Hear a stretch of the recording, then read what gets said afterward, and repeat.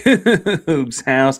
Houston's win over New Orleans felt like it was never in doubt, but a few new faces did make their way to center stage.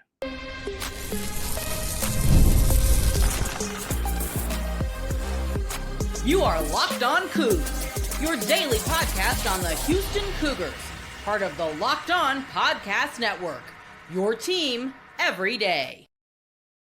Welcome to Locked On Cougars, the daily podcast all about your Houston Cougars. I'm your host, Houston-born teacher and coach Parker Ainsworth, and whether a Houston fan or just a hater who came to stop by, thank you for making Locked On Cougs your first listen of the day. Patient to be first listen each and every day here at Locked On Cougs, making the Locked On Podcast Network the number one sports podcast network in the world. If you want to join the conversation down below and you don't know what to say, tell us what you like in your gumbo as Houston takes down New Orleans 99-57 over the weekend. Really a weirdly exciting game for a blow. I want to talk about that and some of the unlikely heroes that were in that one first. In the second segment, I want to talk some about how some of these older faces that we may be more familiar with are taking on more new roles. Last but not least, talk about if Houston's really ready for Arkansas as their next big test. And today's episode is brought to you by FanDuel, America's number one sportsbook, and the best place to get on the action. We get more on that fun later. Okay, so Houston, New Orleans, Saturday afternoon, with their own, I say teacher and coach. I was coaching high school basketball and wasn't able to get to you live. One had a computer to talk to you live after the game was over and all that. So excited to get to talk to you some now because I thought this was an awesome game for so many Cougs that like are not typically on the marquee, right? Listen, I would point out that New Orleans, yes, they are 3-7 after losing to Houston, 3-8 after losing to Houston on Saturday, 3-7 going into that game. Yes, they are an Southland Conference team. Yes, they are a program that's like got Master P is the GM of the operation, and they're a bunch transfer backs and that kind of stuff on their roster. They also beat TCU to open the season. They really beat Tulane about a week later. They took Mississippi State to overtime. And like they're a team, they played a relatively competitive game against Memphis. I think it ended up being like double digits, if I remember correctly. But like they're a team that is not some pushover. They've done a good job of pulling in guys like Colton Benson was a pretty well-traveled guy. MJ Thomas, a pretty well-traveled guy, bringing them back together and making a cohesive roster. And Houston led by 40 for much of the second half. And that allowed, yes, for plenty of new faces to find the floor, but a couple of new faces that found important roles, I thought, in this one, and roles that I think do translate over to more competitive basketball games were both Chase McCarty and Mercy Miller. Now, Khalifa Sacco would probably also be on this, but Sacco sat out the game. If you did not watch it, he saw the game after injuring his knee previously against Jackson State. He sat on Saturday.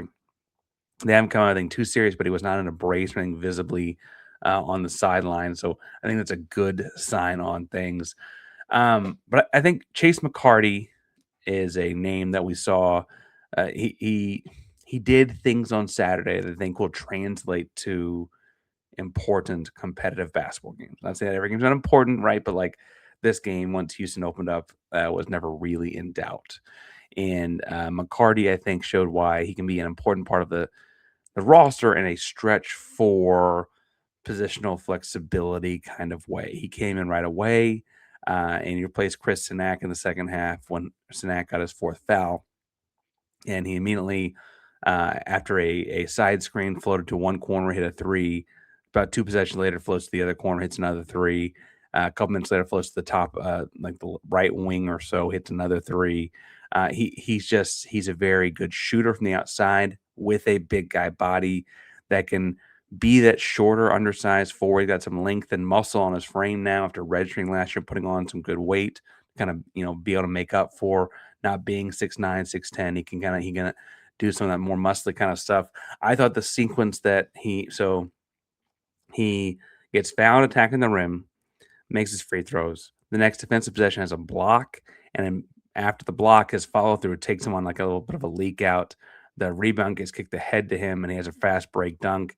That like athleticism from your power forward, uh, I think shows the kind of versatility that a guy like Chase can bring. Obviously, his high school or signee classmate in Mercy Miller is the other one we'll talk about in a second. But McCarty, as a redshirt freshman, kind of ends up counting in this weird way with this current high caliber freshman class of Kingston and Chris and Isaiah Harwell. And that's really a tremendous like add, so to speak, because he comes in as a redshirt guy. Look, I don't know what you think about John Rothstein, but he always says when portal windows are happening or big commitments are happening, he's like, hey, sometimes the best commitment is the guys that you already have.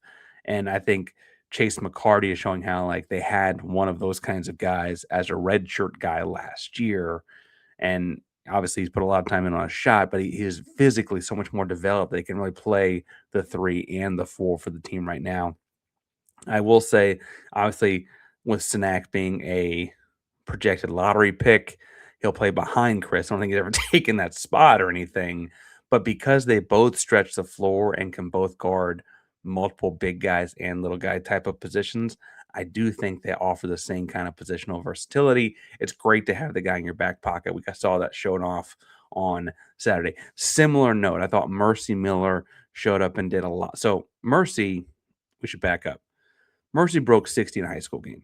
Mercy was a 4-star high-end recruit out of California. Mercy has been all everything in terms of scoring the basketball since well before you or I even heard of his name. And he committed to Houston as a sophomore because he was that prolific a scorer that he wanted a chance to go play in the Power Four. And that was when Houston knew they had the Big 12 bid on it. Like things were trickling down the line. Like he's like, I'm going to go there. I'm going to play for that guy. But he was always a scorer that was going to go play in the Big 12. And in his second year in the program now, you're seeing the program rub off on him in ways that is impacting how he impacts basketball, impacts winning. A lot of the word impact there, but it's all working out in his favor. He's gotten way, way more scrappy, diving on the floor for this, fighting for rebounds there, grabbing balls off the rim. He's kicking ahead in transition. One thing that I thought was interesting in the offseason, we talked a lot about how Houston would set up their starting lineup and what freshmen would play. And honestly, Kingston came on in a way that has faster than I anticipated, and a lot of people.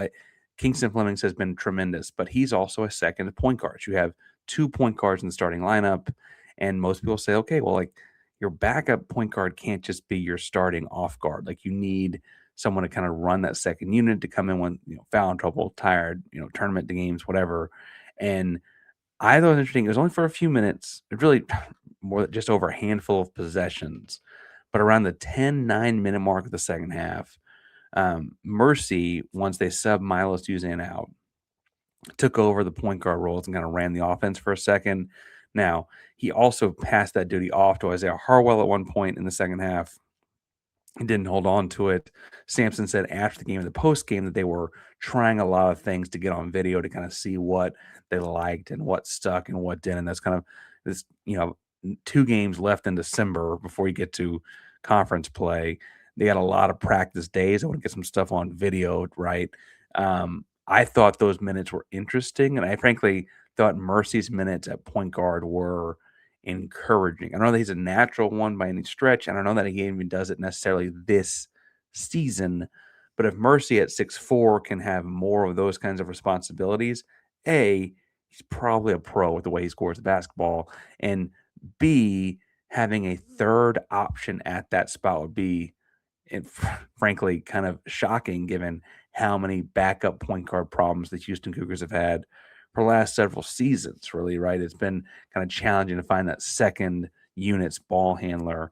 And if Mercy can be that guy, or maybe it's Isaiah, right, can be that guy, I think that's a really, really big step for the program to have a true backup running those spots. Now, admittedly, Isaiah finished the game with it. That may have been predetermined. That may have been the hot hand as far as running the offense goes.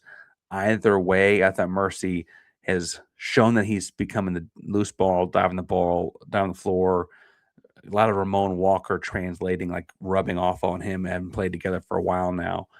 He's always been a great scorer. If he's picking up this as well, I think he's going to find more and more ways so you have to have Mercy to play some minutes on the floor. Now, guys that we know are going to be on the floor a lot, Milos Uzan, Emanuel Sharp. I thought they also in the New Orleans game had some new aspects of what they were doing, new roles for those guys. So I want to talk about that in 1 second. But before we get to that, today's show is brought to you by our buddies over at Aura Frames because the holidays are here. If you hadn't noticed, it means gift hunting season is also on. And if you want something meaningful, personal, guaranteed a reaction, Aura Frames is the perfect gift that delivers every time. Not just something you wrap, it's a way to share those memories because Aura Frame is not just your average picture frame. You can preload the frame with photos before getting it. So when they plug it in, the memories are already there. There's no app to figure out, no setup headaches, just instant smiles for grandparents, parents, if you're newlyweds. Anyone who loves photos is going to love this gift. For a limited time, save the perfect gift by visiting auraframes.com. Get $35 off. Best-selling carver matte frames named #1 by Wirecutter. Using promo code locked on, promo code college, promo code college, just where you college at checkout. That's Aura Frames, AURA frames.com, promo code college. This deal is exclusive to listeners and frames sell out fast. So order yours now to get in time for the holidays. Support us by mentioning the show at checkout. Terms and conditions do apply. Locked on Coogs here, Parker Ainsworth. I want to remind you guys that making us your first listen today is an awesome way to help support the show. But if you want to also support the show, you can help join the Everydayer Club as well. Your team every day. You already listen to us every day. Now it's time to take it up a level and go ad free. Join the Everydayer Club to get the Coogs with no interruptions, members only Discord access, and more for just $5 a month or $50 a year. Go to lockedOnCoogs.supercast.com. Sign up now if you want to make us your first of the day and want an all access extra step up. If you're a true diehard fan, the Everyday All Access tier is built for you. Get one-on-one text access with me, all access episodes, exclusive newsletter, 15% discount, a Locked On merch store. Head to lockedoncoogs.supercast.com. Sign up to the Everyday Club. You can unlock all access over there. You also find the link in the show notes. Head to lockedoncoogs.supercast.com today. Sign up for more, and details are over there. I did want to thank you guys for making Locked On Coogs and Locked On Sports Podcast, and the sports podcast network in the world, and talk about 21, Emanuel Sharp, and kind of finding a new role. I think Milos Uzan is as well. And I also think, for what it's worth, that you're seeing kind of this.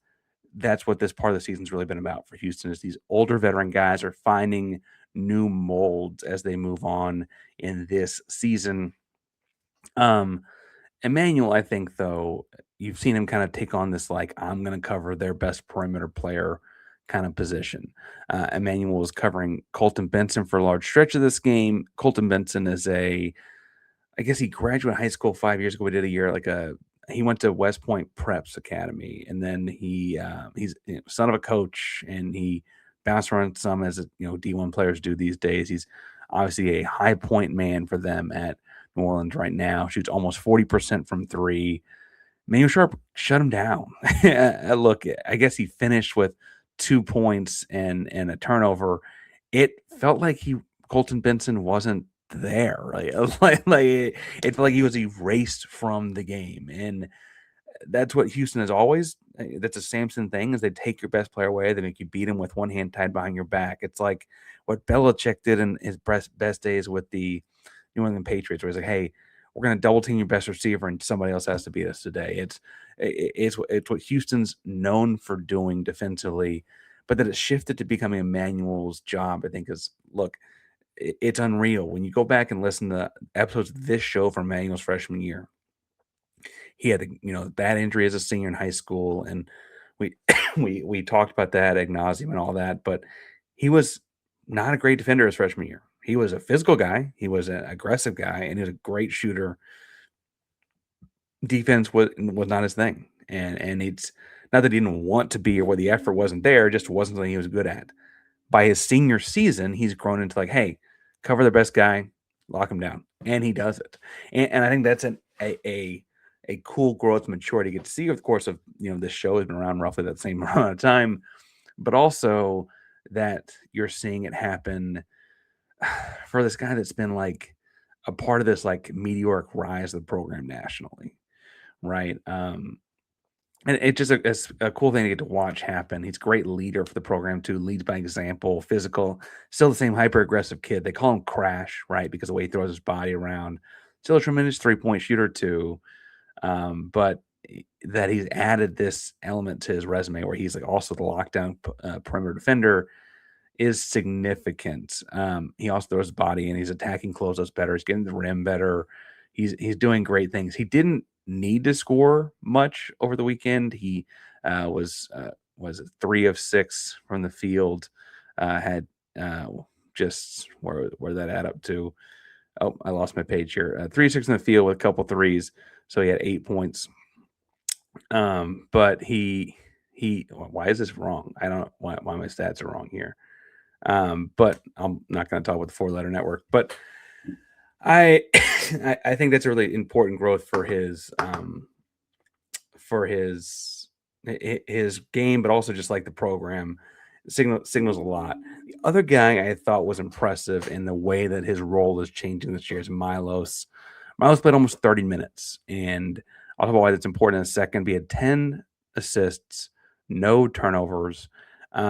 Only had a few points, right? It was not his game to go score a bunch of points or anything like that. But I did think that as you look at what Milos is able to do for this program, right? He's not like a loud, boisterous guy. He's certainly not a me, look at me kind of guy. Milos' leadership is translating in a lot of different ways. But Coach Sampson's always said 3 guys can't have a bad practice, can't have a bad day. Your coach, your best player, and your point guard. And I don't know who the best player on this team is. It's probably Emanuel. It might be Kingston on a given day.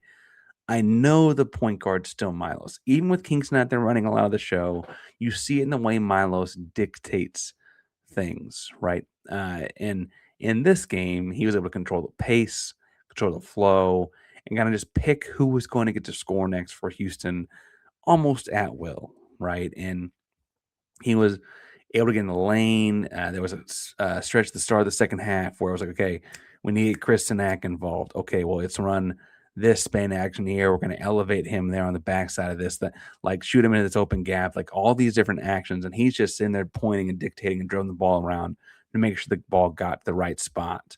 I also think it's important, even if just in a symbolic sense, that he was the last star on the floor in a blowout. I don't mean to bring my own coaching into this. You see a lot of coaches, though, the discussion is at what point you start to pull your guys, other team waves the white flag, whatever, in these kind of blowouty games. But typically, you want to leave your guy that's like controlling the game out there the longest to make sure that no matter what happens, you don't lose control of the game. That was clearly Milos. There's one point where there's a couple minute stretch in the second half where it was Milos and 4 reserves before ultimately he got subbed out by Ramon Walker. His like last assist is a empty side drive where he drops the ball off the big set for a big time dunk that rattled the rim, right? Like those symbols, I think, show like the trust that Sampson's built up with Milos and kind of how he owned those moments. Now, I think that Milos is going to find his scoring. I don't think this team is going to be national championship level good without his scoring.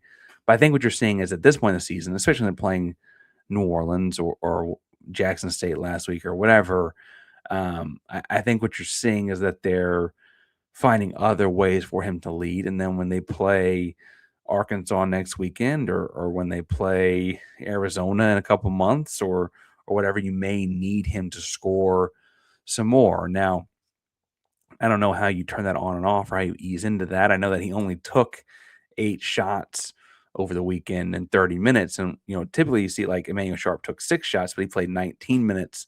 If he plays his normal 36 minutes, it's probably closer to 12 or 15 shots. Milo's playing 30 and only getting 8 shots indicates like he's not looking to shoot the ball as much. But I think that's kind of where you look at what his goal of the game was getting more people involved. I was really successful at that too. So I think that stands to reason there. I also would point out that generally speaking, Houston shot a really strong 54% and shot 48% from behind the arc.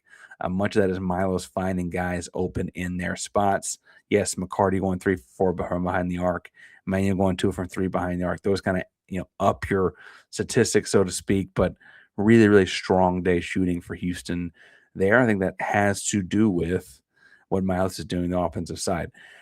Look, New Orleans, they they were a stronger opponent, I think, than the score indicates. I think that's more about how strong Houston was in this one.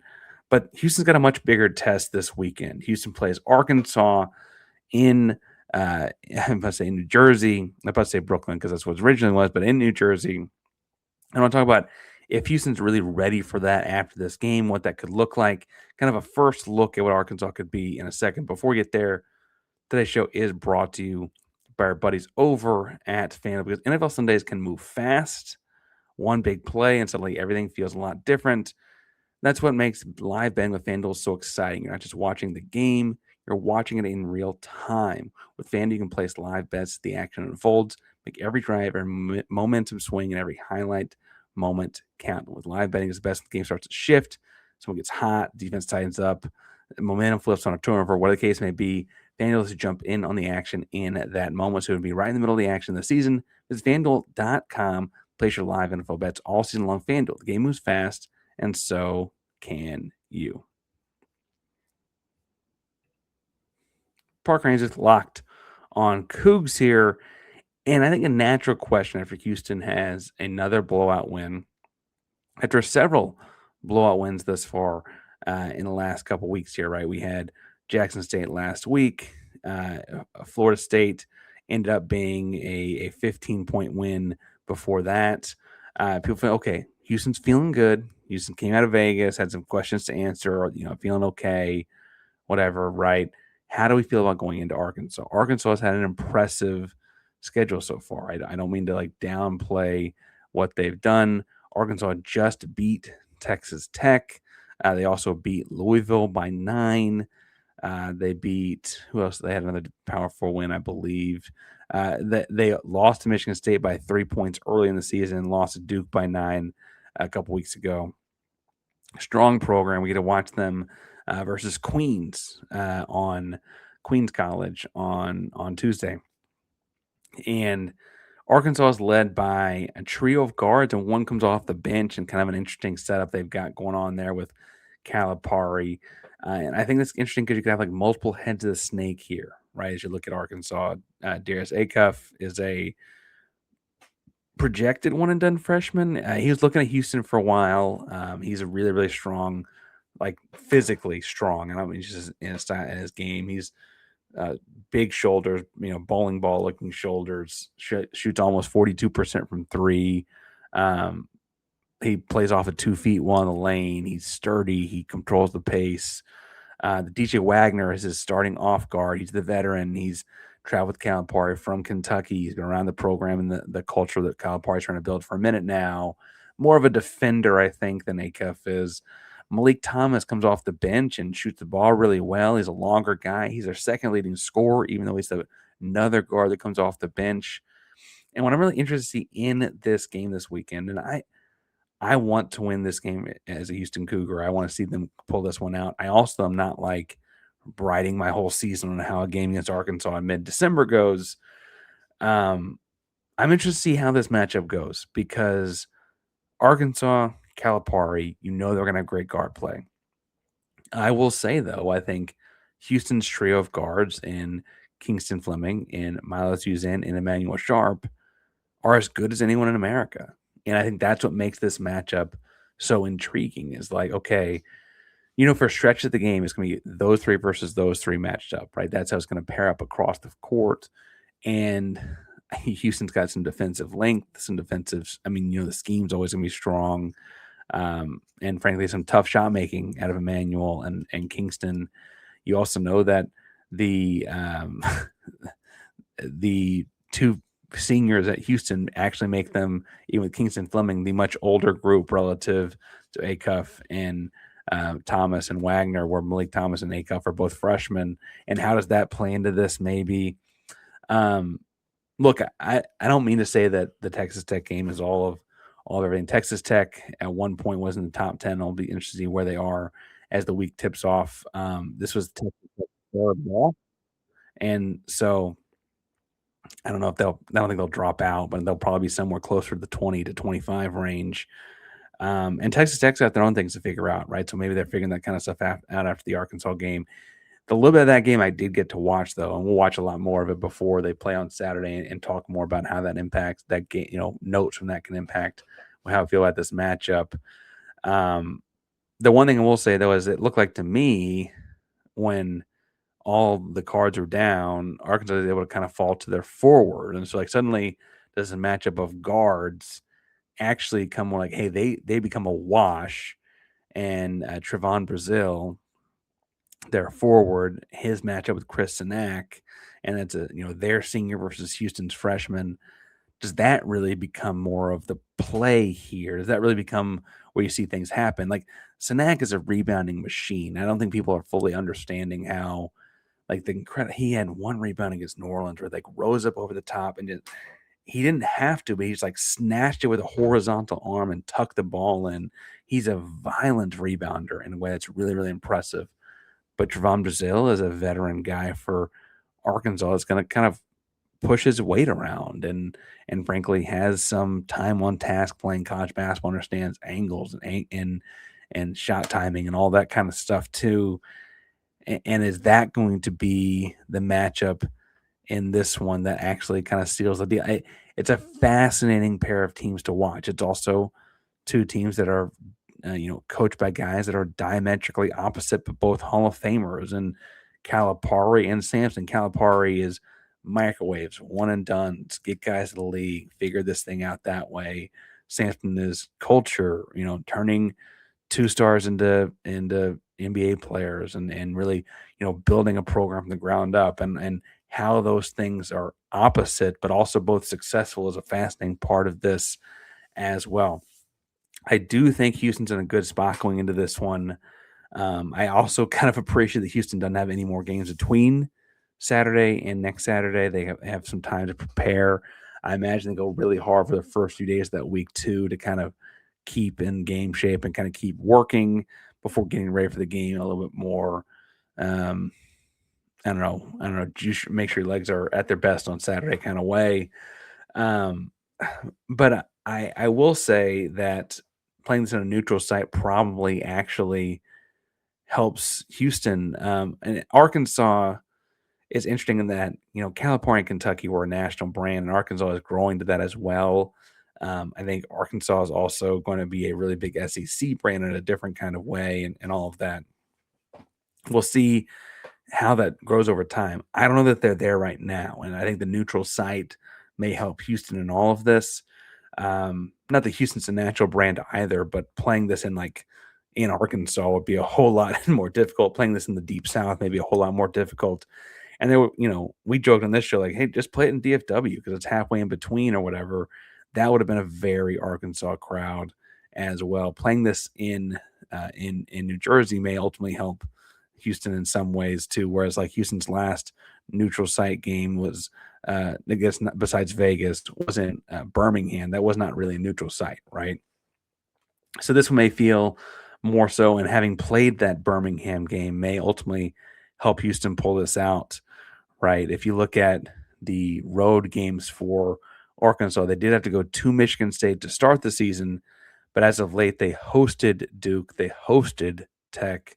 Those are a little bit different kinds of atmosphere. They hosted it's not the same kind of, they're not on the road in the same way, right? And so I will be interested to see how Arkansas handles this and how Houston matches up. Now, as we watch a couple Arkansas games this week, get ready. We're breaking down matches more specifically, looking at Josh on from Locked On Razorbacks as well to talk some of this.